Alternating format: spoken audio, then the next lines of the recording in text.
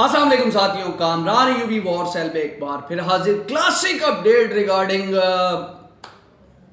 War sale में आज जो बड़ी क्लासिक अपडेट देने जा रहा हूं, गेम ओवर, फिनिश, खत्म, टाटा बाय बाय, बरतानिया फारिग। इस पूरी जंग से जो अमेरिका के साथ शाना बशाना खड़ा था बरतानिया, उसका HMC डायमंड जो उसका बड़ा खास किस्म का डिस्ट्रॉयर था, इसके ऊपर जासूसी के सबसे इनके बेस्ट आलात लगे हुए थे। क्योंकि होसी बागी इनके काबू नहीं आ रहे थे। उन्होंने आज 6 मिसाइल मार के इसको पार्शली तबाह कर दिया, और जैसे ही उन्होंने 6 मिसाइल मारे, इसका पूरा रिडार सिस्टम खराब हो गया और वो इस डिस्ट्रॉयर को लेके भाग गए।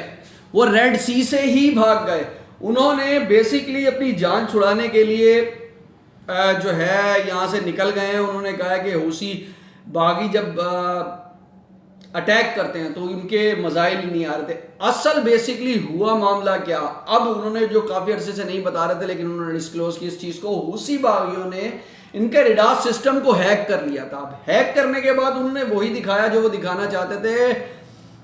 इनके ऊपर हमले होते थे और वो रिडार में नहीं आते थे। अमेरिका ऑलरेडी परेशान था।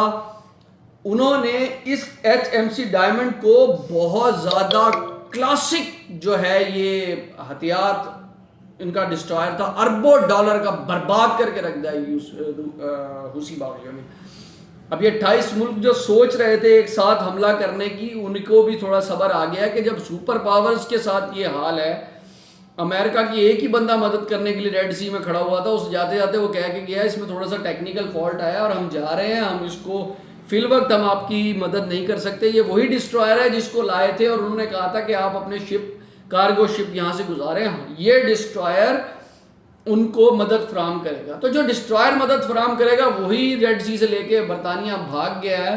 तो अब क्या होगा, मामला बहुत बहुत सरप्राइजिंगली ख़राब हो गया है रिगार्डिंग। और तो और जो इनका एक एयरक्राफ्ट कैरियर जो रिसेंटली क्वीन इनकी एलिजाबेथ है, उसने उसका इफ्तिताह भी किया था, जो उसके नाम से क्वीन एलिजाबेथ के नाम से उस एयरक्राफ्ट कैरियर को रखा गया। वो इंतहाई ख़तरनाक बताया जाता था, तो उसको रेड सी की तरफ भेजा गया था। तो वो जी पता लगा जी वो उसमें कुछ टेक्निकल फॉल्ट आ गया है और वो उसकी डायरेक्शन चेंज हो गई और ये सारी कहानियाँ हैं।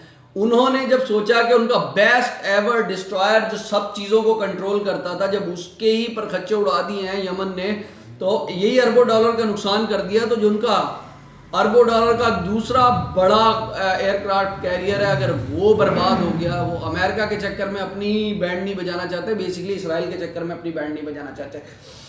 इसराइल खुद से सामने नहीं आया, उसने पहले जलील कराया अमेरिका को, बरतानिया को अमेरिका लेके आया और वो कह के चला गया कि फिल वक्त तो टेक्निकल फॉल्ट है, तो हम फिल वक्त आपकी मदद नहीं कर सकते, तो सॉरी फॉर दैट। तो ये एक बहुत क्लासिक अपडेट आज की कि बरतानिया की गेम ओवर, इस गेम से आउट हो गया बरतानिया दोबारा मेरा नहीं ख्याल कि वापस आने की कोशिश करेगा।